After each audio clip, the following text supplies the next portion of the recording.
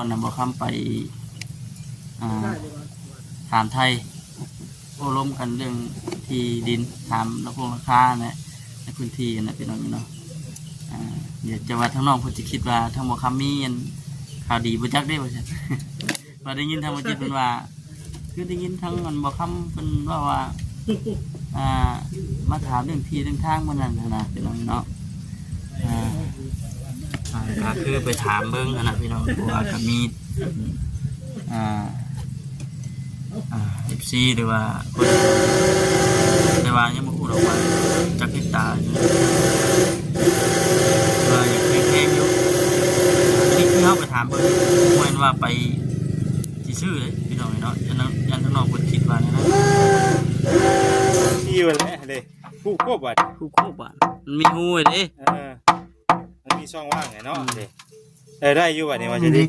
ฮะมีเล็กนะเจ้าถึกเล็กจักบ่พ่อบ่เข้า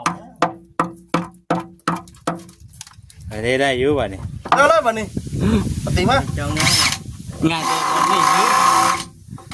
มันได้คือบ่นิ่มแน่แล้วบ่เสียดอก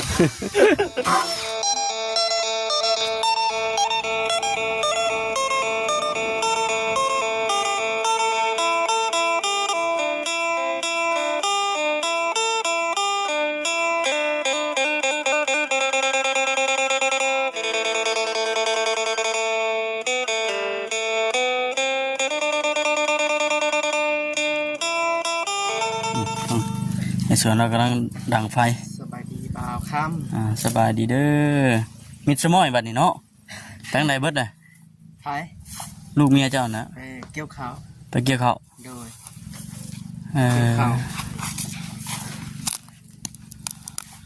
พอดีว่าหากมาฮอดผู้หันพี่น้อยเนาะมาฮอดแล้วก็หาทางในส่วนเราดังไฟ ดังไฟขีดต้มมาม่ากินข้าวก่อนได้พี่น้องเลยเนาะในส่วนเจ้ากินข้าวแล้วบ่โดยข้าวแล้วกินกับยังมื้อนี้กินกับผักบกบ่ข้าวกับผักบุ้งโดยสิเป็นวัดแม่มื้อนี้อ้าวคือว่าซั่นคือเป็นวัดนะบ่สบายบ่เพราะจังหวัดตะโยติดเย็ดอยู่เนาะวัดแม่ติดอยู่บ่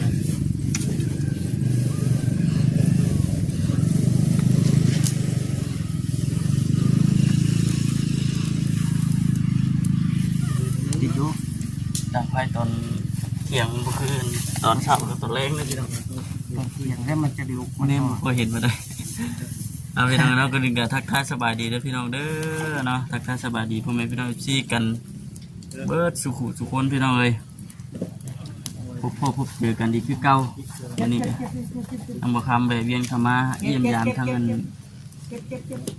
ไอ้ส่วนพอลูกหาคนนั้นพี่น้องมาวันนี้ก็ได้ทั้งลูกทั้งเมียเพิ่นไปอยู่ไปเกี่ยวข้าวบ้านนี่ก็ไปมื้อนี้ก็ไปโดยฟ้านี่ก็ไปมื้อนี้ก็ไปยังบ่ได้ไปเอาเครื่องก่อนได้แล้วซั่นนี่ได้แล้วได้ป่ะกินใหม่แค่นี้คิดได้แล้วเอาแขนเพิ่นกำลังกะเบิ่งเจาะท่อของน้ำเพิ่นเนาะโดยเจาะท่อของน้ำแล้วนี่งานเวลาฮะงานเวลาอยู่ยันเพิ่นบ่มาเด้งานเวลาอยู่ได้ป่ะ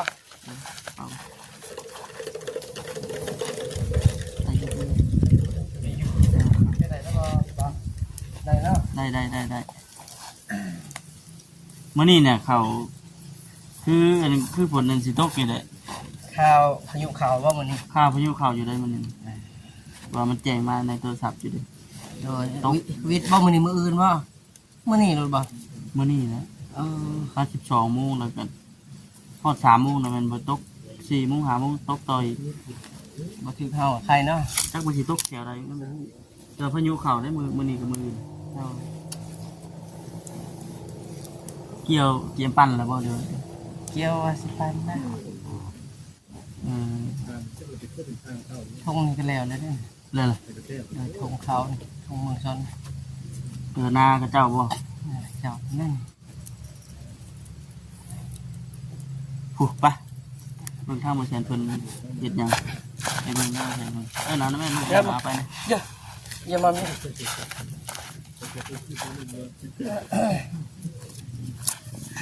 ไปเบิ่งเพิ่นแนะนำในใดก็ไปเบิ่ง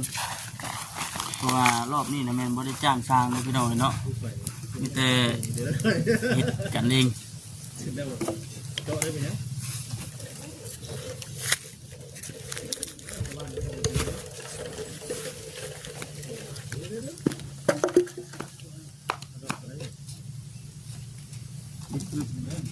นี่แหละพี่น้องมื้อนี้นะข้ามค่ำก็บ่ได้ไปอันทั้งอันมันตุกอีกพี่น้องเนาะมื้อนี้ก็เลยเพราะว่ามาทางนี้นะมื้อก่อนน่ะบ่ค้ำไปถามไทยโอ้ล้มกันเรื่องที่ดินถามราคาในพื้นที่นะพี่น้องเนาะเดี๋ยวจะว่าทั้งน้องเพิ่นสิคิดว่าทั้งบ่ค้ำมีอันข่าวดีบ่จักได้ว่าซั่น ว่าได้ยินทางบ่จิตเพิ่นว่าคือได้ยินทั้งมันบ่ค้ำเพิ่นว่ามาถามเรื่องที่เรื่องทางมื้อนั้นนะพี่น้องเนาะก็คือไปถามเบิ่งนะพี่น้องเพราะว่าก็มีFC หรือว่าแชทมาถามอยู่ว่าเด็กโดนตัวอย่างทางบ้านต้องตกเลยให้ราคาเท่าไหร่ไปถามเบิ่งนะ40,000เกือบ50,000แต่ว่ายังบ่ฮู้ดอกว่าจักเฮกตาร์ว่าอยากแพงๆอยู่อันนี้คือเฮาไปถามเบิ่งบ่แม่นว่าไปสิซื้อเลยพี่น้องเนาะอันนั้นอันทั้งน้องเพิ่นคิดว่านะ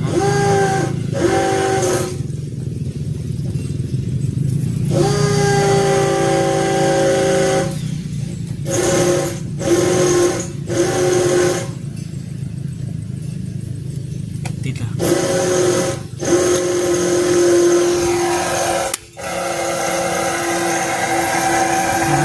ทุกคน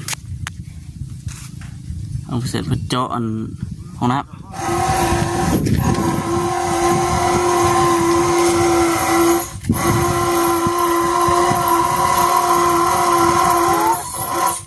ดอกน้อยก็เป็นยัง ยังได้สร้าง เอาดอกน้อยซีก่อนเลยแล้วจะเอาดอกใหญ่เบิกน้ำลังเอาเบิกแคมันก่อนเนาะ สร้างลุย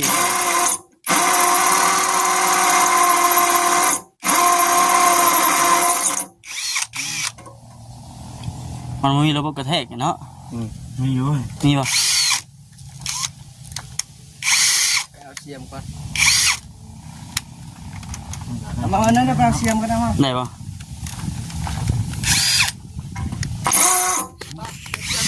ครับบัด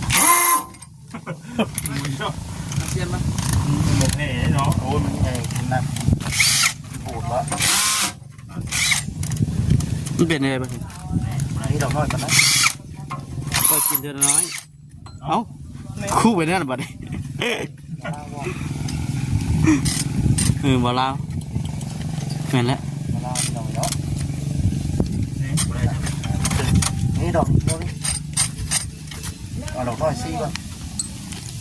เอาตุ๊กหู ฮ้อนเลยเป็นอะไร บ่ได้ก็ให้ตัวปูได้ซักอ่ะ เป็นนั่น เขาเอานะ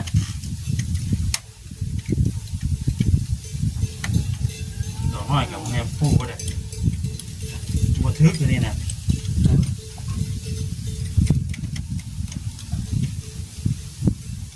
ต้องหุบกลมได้ เอาดูเนาะมันดูมัน ต้องกลมไปที่ระบบ บ่ทึกเลยนะ นี่ ตรงนี้ฮะตัวนี้ นี่บริษัท เหลี่ยมกัน บ่ได้เดี๋ยว ดอกไม้ จะไม่ตัวนี้นี่เนี่ย เอาตัวนี้ครับหาดูเด้อดูก่อน เห็นบ่ได้ก็เห็นแต่วิธีเดียวนะเปิงเลย ควันตีได้ใส่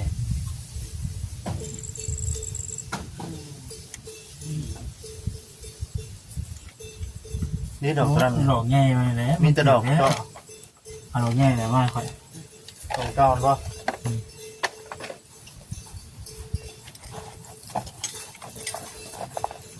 บ่ได้เลย มันใช้ได้ไง กระแทกบ่ได้ก็ได้นี่ก็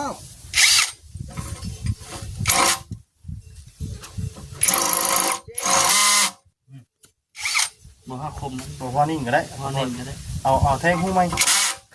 เจ้าหูไหม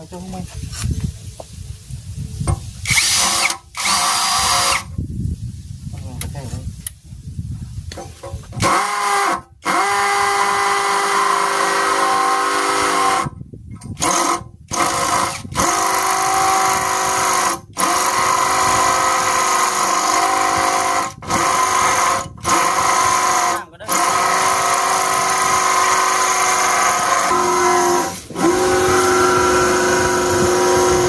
ต้มน้ำก่อนพี่น้องมัน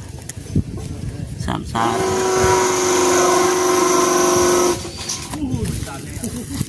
ชอบแล้วบ่น่ะ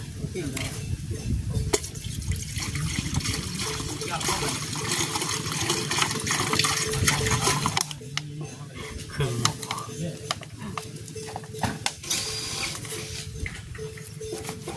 ชวนงัวครับเข้ามาเลยงัวกินยังน่ะปึ๊บปึ๊บเฮ้ยปึ๊บเอาหน่อยมั้ยโอ้ เอาเก็บเขาข้างรถ ฮะ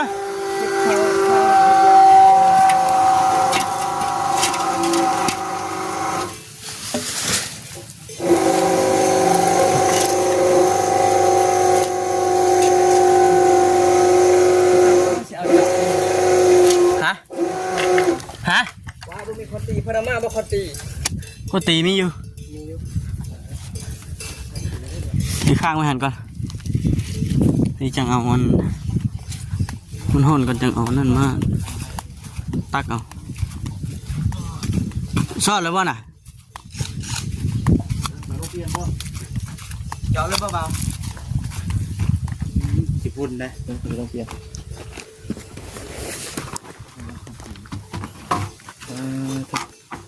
ตุย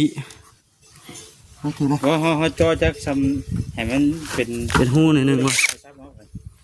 ได้กับข้อตีครับเอา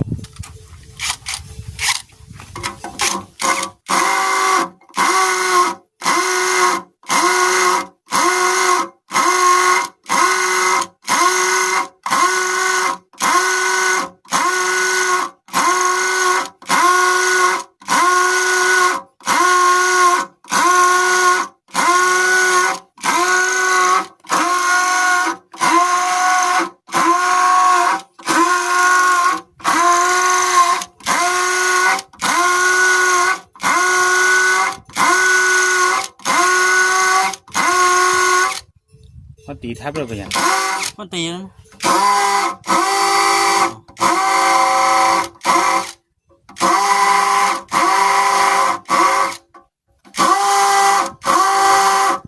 ๆทอดในก้นรถบ่ เขาซับเขาเห็นมันเป็นหูเลยเด้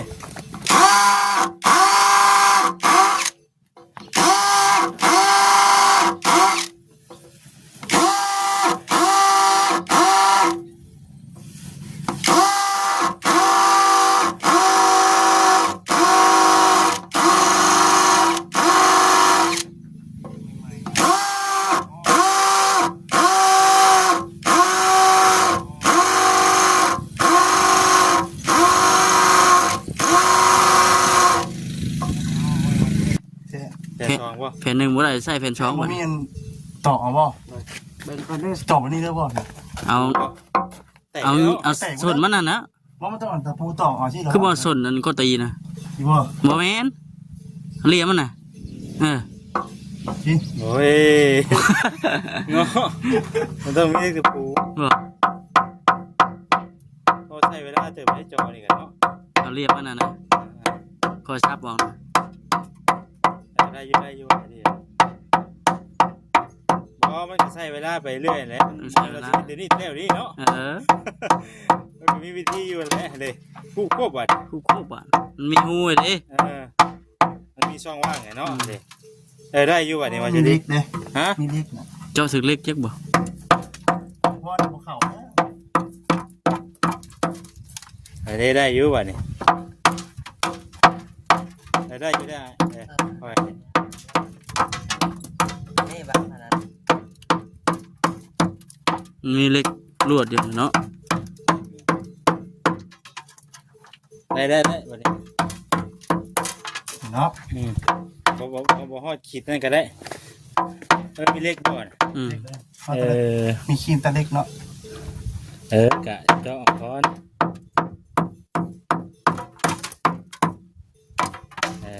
พอเนาะเดี๋ยวถึงเนาะเก่งเด้อว่าจะดีเนี่ยคือแตกว่าจะดีนะ ให้ เอามันเตะแน่แล้วมันกระแทก โอ้ย เนาะ ดุมไปได้ ตัวนี้ได้เตะนี่ ตัวนี้สิแตกขอบตัวนี้สิ มัน แตก เล่าเลยว่ะ เล่าเลยเนาะดึงไว้ ดึกไว้กับไปอยู่ ต่อกันเทิงบ่ เคยกัดเคยกินเคยเห็นไป โอเคดีเดียว เล็กไงบ้าง เรียกน้ำมันส่วนนะซับๆนะ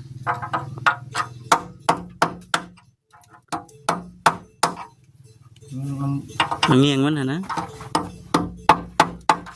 น้ำสามัคคีพี่น้องบ่ซ้ำไปว่าบ่ซ้ำก็ ตีนะเอาเงียงมันนะ ตีใช่ไหม เตะเลย มันเป็นยัง ฮะ ทำเลย มัน มัน สิลว เบิ้ ดอยู่ งอะไร เด้อ นี่น่ะ ฮะ มันเตะมันเบิ้งเลย พอก่อน หรือว่าเขาขึ้นมาเทิงพี่ก็ได้ว่าอย่างนี้ทับขึ้นมาเทิงพี่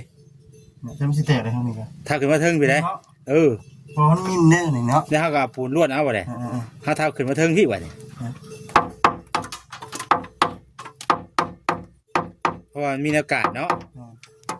เขาล่างขึ้นมาเทิงพี่ เนาะ ลมเยอะทีนี้ ดมรู้ท่อนะ บ่ยังไม่ล้มตัวนี้นะแค่อีกนิดนึง พอแล้วนะ ได้บ้านนี้โอเคไหนว่า มีแต่หนีบเล็กออกหันก็โอเค บ่ เป๊ะเลย ต่อยวันนึงต่อยวันนึง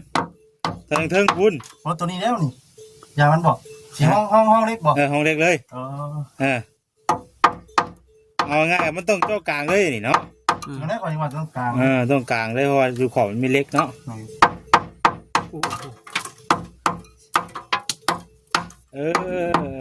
ซึ่งเงินตัวมันเฮ็ดไว้นี่หรอ เพราะอันนี้มันเป็นหูหิวได้นี่ อันนี้เลย เพราะว่า พอได้บ่นี่ ขึ้นจะได้บ่ หาที่ขึ้นเอาเองเนาะ เยี่ยมเลยเปล่า หวานเทเพิ่นเนาะ เยี่ยมได้ เดี๋ยวแต่ก่อนก็ยังคิว เอาสีดึงออกได้ บ่ดึงก็ได้บ่ โอ้ทุ ขึ้นไปชิบ่ ก็ดีนี่ได้เขียนเลย วันนี้ไม่ได้จ่อข้างนี้บาดนี่อันนี้ต้องเอาสูงนิดนึงบาดนี่ ต้องสวรรค์จ้อก่อนนะว่า จ่อคือกี่นี่พ่อ เนาะ เนาะ มันจะต่อง่ายได้ มันจะจ่อมัน จะทุก เปลี่ยนบ่ ให้เอาว่าช่วยเขาได้ลงจ่อ มันชวนบ่ เปลี่ยนก้อนแวดใหม่มันจะแห้งนะทีนี้มันอยากเบิดแล้วแต่ ถึงกับตัวนี้แล้วบ่เบาบ่เอานี่แล้วบ่ถึงกับนี่แล้วบ่วันเพิ่นมาใช่บ่ ว่าเดี๋ยวค่อยสิ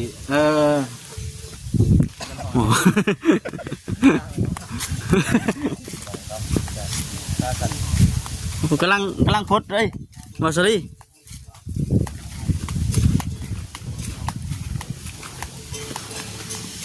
นี่ดิเนาะค้างไว้นี่ก่อน วันนี้ตัวนี้จ่อง่ายๆตัวนี้นะ นี่เห็นเลยบ่ สอดเลยเอาคนตีแล้วได้บ่นี่ตีมา เจ้าง่าย ง่ายตัวนี่คือ มันได้คือบนนี่มีแล้วบ่เจ๊ตัวเนาะคักเด้ว่าเจ๊นะ ง่าย ง่ายดีเนาะ พอมีหูตัวเก่านะก็จะเฮ็ดไว้เด้หมอจับเด้ กล้องไว้ก่อน เนาะก็วันนี้ที่เราเนาะที่ว่าทำเสร็จเจาะสำเร็จแล้ววันนี้ถือว่าสอดแล้วนี่ชีเอาอันน้ำห้อนไปลวกมีก่อนพี่น้องหิวข้าวแล้วจังไรก็คลิปนี้ก็จะจบคลิปก่อนพี่น้องเนาะจังไรก็โอเคฝากติดตามเบิ่งเด้อพี่น้องเด้อเนาะสบายดี